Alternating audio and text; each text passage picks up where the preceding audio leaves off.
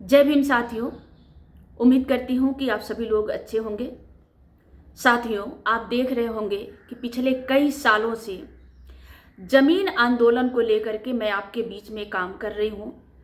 प्रत्येक भूमिहीन परिवारों को जमीन मिलना चाहिए। ये आपको लग रहा होगा कि बहुत छोटी बात, बहुत सारे लोगों को लग रहा होगा कि बहुत छोटी बात है, जमीन कहाँ से मिलेगी, कैसे मिलेगी।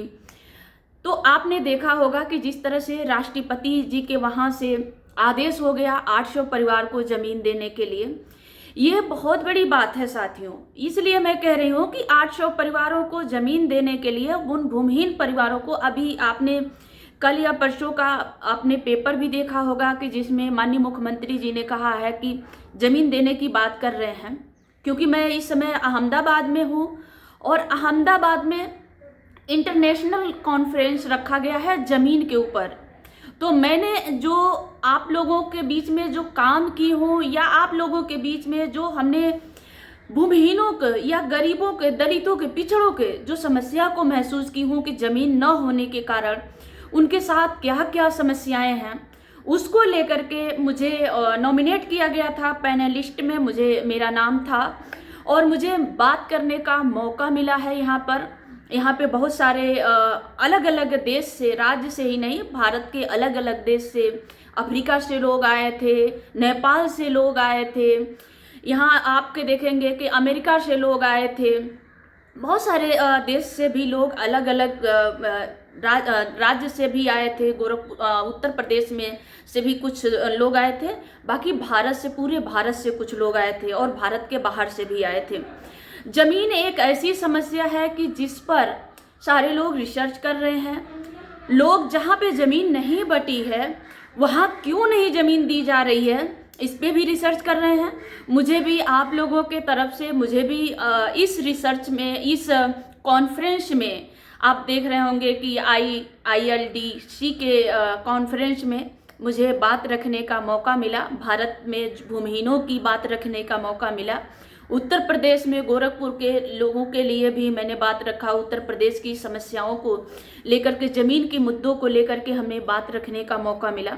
तो मैं आप सभी लोगों को धन्यवाद भी देती हूँ कि इस काबिल आप लोगों ने समझा, और जो लोगों ने मुझे नॉमिनेट किया, यहाँ उन लोगों को भी मैं धन्यवाद देती हूँ। साथियों, जमीन की मुद्दा इतनी जटिल है, इतनी बड़ी है, जिसपे कोई काम नहीं करना चाहता है। जबकि जमीन होगा तभी हमारी भूखमरी खत्म हो सकती है। जमीन होगा तभी गरीबों के बेटी बहन सुरक्षित रह सकती हैं। जमीन होगा तभी हम आर्थिक रूप से सशक्त बन सकते हैं, मजबूत बन सकते हैं।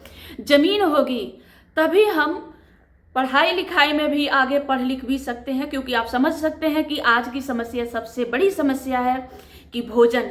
हम भोजन कैसे करेंगे, शाम की भोजन कैसे होगी, हमारे बच्चों को रोटी कैसे मिलेगी। इसी लड़ाई में न हम अपने बच्चों को पढ़ा पा रहे हैं, अच्छी शिक्षा दे पा रहे हैं, न ही कोई चीज़ हम किसी बेहतरी के बारे में सोच पा रहे हैं। तो साथियों, ये भी एक अहम बात है कि बिना रोजगार, बिना जमीन दिए, बिना गरीबों को जमीन बांटे, अगर मजबूत भारत की, बिना शिक्षा दिए, बिना शिक्षित किए, अगर मजबूत भारत की बात कोई करता है तो ये बेईमानी है। और इस बात को बिल्कुल आप लोगों को भी समझना है कि अगर हमारे पास शिक्षा नहीं रहेगा, हमारे पास चिकित्सा नहीं रहेगा, हमारे पास रोजगार नहीं रहेगा, हमारे पास जमीन नहीं रहेगा। और जमीन में बार बार आप लोगों के बीच में कहती हैं कि जमीन संवैधानिक अधिकार है। जमीन हम कोई खैरात नहीं मांगते हैं, जमीन हमारा हिस्सा है।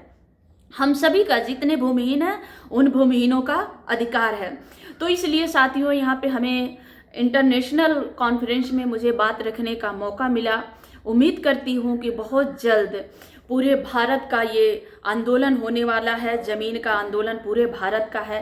हम कभी भी उग्रवादी आंदोलन को समर्थन नहीं करते, कभी हमारा उग्रवादी आंदोलन नहीं रहा। हमेशा लोकतांत्रिक ढंग से, शांतिपूर्ण ढंग से हमारा आंदोलन रहा है। आपने देखा होगा कि पिछले कई सालों से हम लोगों ने जन आंदोलन खड़ा किया और जन मुद्दों को लेकर के खड़ा किया। इसलिए साथियों, आप सभी से आग्रह है कि हमारे वीडियो को शेयर करें, और बहुत सारे लोगों से निवेदन करती हूँ कि ज़्यादा से ज़्यादा शेयर करें, कि जो लोग हमारे साथ जुड़ रहे हैं इस आंदोलन में। क्योंकि हमें, जब मैं पहले से काम कर रही थी तो मुझे पहले पता था कि हम गोरखपुर के लिए या उत्तर प्रदेश के लिए काम कर रही हूँ, लेकिन जब मैं इस कॉन्फ्रेंस में आई तो मुझे पता चला कि भारत की, ये पूरी भारत की समस्या है और भारत में रह रहे जो दलित, पिछड़े, गरीब, भूमिहीन हैं, उन सभी की समस्या है। तो इसलिए साथियों, और यही नहीं, जो भारत के बाहर जो विदेश है, मतलब इंटरनेशनल कॉन्फ्रेंस था, तो अन्य जो देश है वहाँ भी ज़मीन अगर नहीं बटी है तो वहाँ की भी समस्या है। जो लोग इस समस्या पे बात कर रहे हैं, रिसर्च कर रहे हैं कि इसको कैसे दूर किया जाए। और मैं बार बार कहती आई हूँ, अपने कार्यकर्ताओं से भी, कार्यकर्ताओं के माध्यम से भी देखे होंगे, छोटे कार्यक्रम या बड़े कार्यक्रम हम आपके गांव में छोटे छोटे चौपाल के माध्यम से मैं ये बात कहती आई हूँ कि भारत में इतनी ज़मीनें हैं। कल भी मुझे ये बात पता चला है कि भारत में इतनी ज़मीनें हैं कि अगर बांटी जाए तो हर एक भूमिहीन के हिस्से में 3.5 एकड़ ज़मीन आएगी। तो हम लोग तो 1 एकड़ ज़मीन मांग रहे हैं साथियों, और ये ज़मीन हमारी संवैधानिक अधिकार है। तो आप सभी लोगों से आग्रह है कि वीडियो को ज़्यादा से ज़्यादा शेयर करें, बहुत सारे लोगों को इस आंदोलन से जुड़ने के लिए, जिससे मौका मिल सके। और हम अभी तो जो ज़मीन जिनको देने की बात आई है 800 परिवारों को, उस पर सरकार ने, उत्तर प्रदेश सरकार ने पहल कर दिया है। तो आप सभी लोगों को इसके लिए बधाई भी। मैं अपने जो भी संगठन के जितने भी साथी थे जिन्होंने मदद किया, जिन्होंने रात दिन एक करके आपके बीच में, समाज के बीच में लोगों को जागरूक करने का काम कर रहे थे, ज़मीन के प्रति जागरूक करने के लिए, ज़मीन के लिए आंदोलन करने के लिए काम कर रहे थे। और जो आंदोलन हुआ, इतना शांतिपूर्वक ढंग से आंदोलन हुआ था, उसका पूरा इंटरनेशनल कॉन्फ्रेंस में लोगों ने देखा और लोगों ने सराहा कि इस तरह से आंदोलन हुआ और उसमें कोई उन्मादी नहीं हुआ, कुछ भी ऐसा नहीं हुआ। वो बाद में हम पे आरोप लगाए गए, आरोप पे आरोप लगाए गए, विदेशी फंडिंग का वगैरह वगैरह लगाया गया। आप जान रहे हैं कि 1 साल में 3 से ज़्यादा FIR आंदोलन के दौरान मुझ पे लिखे गए, और मेरे रिश्तेदारों, मेरे भाई, मेरे सारे लोगों को गिरफ्तार भी किया गया। हमारे जो साथी थे लग 2-2 महीना, 3-3 महीना, 6-6 महीना जेल भी रहे हैं।